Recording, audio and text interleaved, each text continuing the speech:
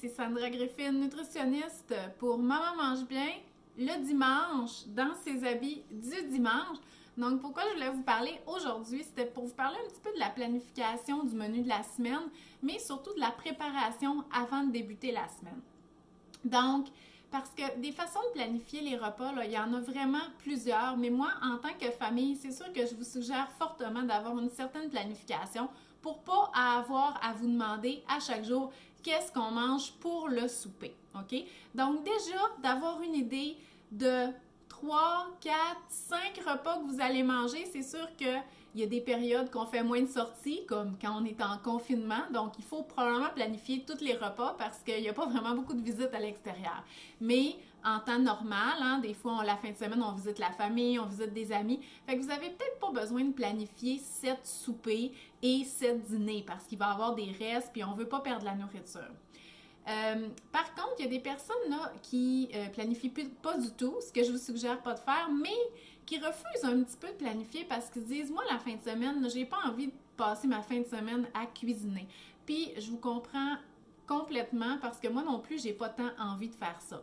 Par contre, sachez que débuter la semaine avec pas une bonne idée de qu'est-ce qu'on va manger cette semaine ou l'épicerie pas faite, ou absolument rien de prêt, bien ça va faire en sorte que vous allez être dans le rush pour les soupers, pour la préparation du repas, ou que vous allez aller vers des solutions dépanneurs, donc soit on commande, soit on va chercher quelque chose à l'épicerie, puis souvent ça fait en sorte qu'on mange moins de légumes ou qu'on mange tout le temps la même chose ou qu'on n'essaye pas des nouvelles recettes parce qu'on s'est fait un petit peu pogner là, par le fait qu'on était un peu dernière minute.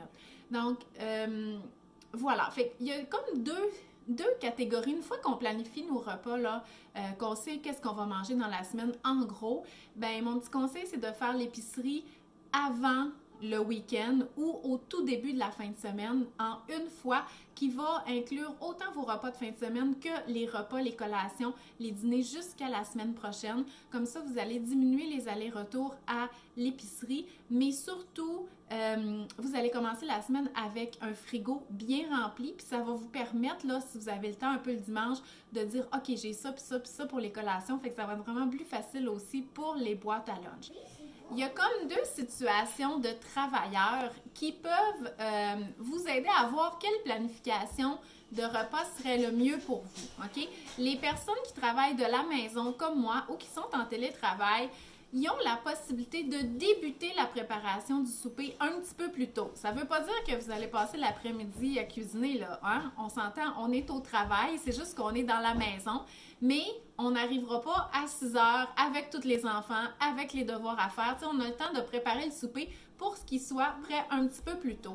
Fait que si c'est votre situation de travail, donc en télétravail ou en congé de maternité ou maman à la maison, c'est possible à ce moment-là de cuisiner à tous les jours. Fait que vous n'avez pas nécessairement besoin de préparer tous vos repas à l'avance. Ça peut être pratique, mais si vous ne voulez pas passer la fin de semaine dans la cuisine, sachez que le fait de travailler à la maison, ça fait en sorte qu'on peut préparer les repas à tous les jours. C'est ce que je fais. Donc, j'ai une planification, je sais qu'est-ce que je vais manger, mais la journée, je mange mon macaroni au fromage de Ricardo, je le fais cette journée-là parce que c'est un petit peu moins bon réchauffé. Par contre, quand je travaillais à l'extérieur, quand je travaillais à l'hôpital, là, c'est ça. Tu arrives le soir avec les enfants, ils reviennent de la garderie, ils ont faim, puis c'est là que c'est vraiment moins agréable. Donc, si vous travaillez à l'extérieur, je vous suggère fortement que les repas soient prêts, OK? Pratiquement prêts, dans le sens que vous prenez votre pâté chinois, vous le mettez dans le four, et ou vous prenez votre mijoté que vous avez fait à la mijoteuse dimanche et vous le faites chauffer au micro-ondes. Le temps de mettre la table, tout le monde peut manger. Donc, ça va vraiment vous aider là, d'avoir 2 ou 3 repas de prêt si vous travaillez à l'extérieur puis que quand vous arrivez à la maison, c'est un petit peu le rush.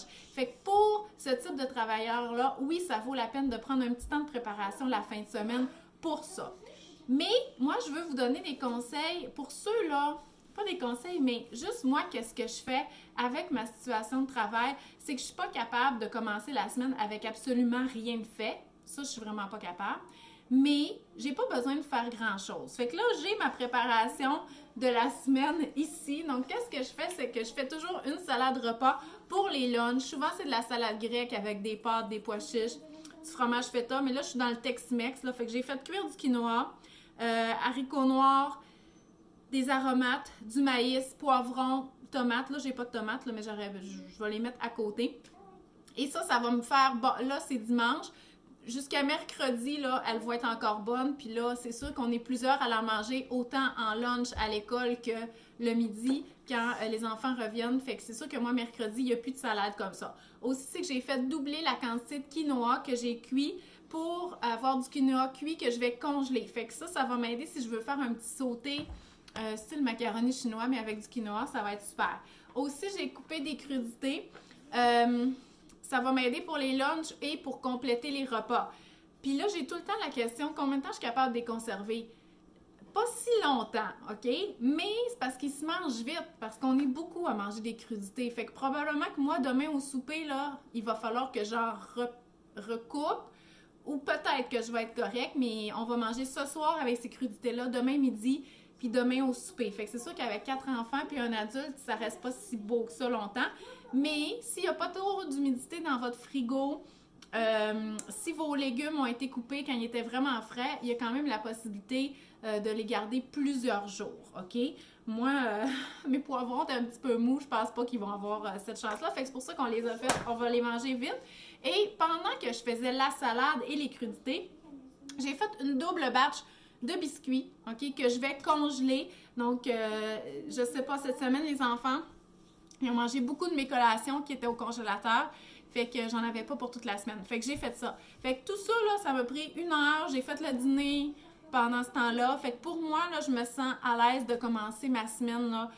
Comme ça, je sais qu'est-ce que je vais manger, mais j'ai pas vraiment besoin de préparer plus de nourriture que ça pour commencer ma semaine, là, par rapport à mon menu. Donc, c'est pour vous dire que c'est possible de ne pas passer votre dimanche dans la cuisine, mais ça demande quand même une certaine planification puis une certaine préparation, juste pour être sûr de faire un bon roulement de votre stock. Hein? Parce que, écoutez, là, les légumes que j'ai coupés pour les crudités ou pour la salade, il aurait fallu les manger, je les avais. Donc là, ils vont être mangés parce que je les ai préparés. Donc, voilà. Fait que c'est des petits trucs de planification. J'ai mon cours de planification en ligne qui est donné 2 fois par année, à l'automne et au printemps. Je vais vous mettre le lien pour la liste d'attente là, dans les commentaires ou la barre d'informations. Et si ça vous intéresse d'apprendre justement à gérer les aliments, à planifier le menu de la semaine, à économiser sur l'épicerie, c'est un cours qui est vraiment super, que je donne depuis plusieurs années avec succès. Puis, il y a aussi du soutien pour vous aider avec votre situation là, personnelle, familiale, là, pour trouver une façon de planifier les repas là, qui fit avec votre horaire puis vos habitudes là, en famille. Comme à tous les dimanches, je prépare une salade repas pour les lunchs. Là, j'ai pas d'olive noire parce que j'en avais pas. Fait que j'utilise qu'est-ce que j'ai. Là, c'était style grec. Il me restait du feta, j'avais des pâtes. Sinon, si j'avais pas eu des pâtes, j'aurais probablement juste mis les haricots rouges. J'essaie toujours d'avoir une légumineuse dans mes salades repas. Je trouve que c'est une bonne façon d'en manger. Et là, il y en a moins dans ce plat-là parce que j'en sors 2 plats avant de mettre la vinaigrette parce que Louise, elle mange pas quand il y a de la vinaigrette. Je sais que c'est niaiseux, mais je veux quand même que les lunchs se mangent. Fait que je donne la salade, elle a le droit de trier puis d'enlever qu'est-ce qu'elle aime pas. Mais au moins, je sais que là, pas de sauce, elle va le manger. Puis pour Gilbert puis Agathe, ben avec la sauce, c'est parfait. Et la vinaigrette, c'est une vinaigrette maison qui était dans un pot de vinaigrette grecque. Fait que des fois, je l'achète. Puis des fois, ben je la fais. Fait que c'est vraiment comment que je file. Fait que là, ben il n'y en a plus. Fait qu'il faudrait que j'en refasse. Et ce qui est le fun aussi, c'est que j'ai utilisé des restes. Comme l'oignon rouge, c'était un reste là que j'avais de la boîte Cook It que j'ai commandé pour la relâche, ainsi que toutes les herbes, donc de l'origan, du basilic. Et un petit truc pour les oignons, si vous dites, ouais, moi, mes enfants, je pense vraiment pas qu'ils vont aimer ça, ben on aurait tendance soit à pas en mettre ou à les couper vraiment petits. Mais le truc, c'est de les couper vraiment gros, parce que s'ils n'aiment pas ça, ils ont tout le temps la possibilité de les enlever de leur assiette. Et ceux qui aiment ça, ben eux, ils vont pouvoir les manger. Donc, plus c'est gros, plus c'est facile à trier.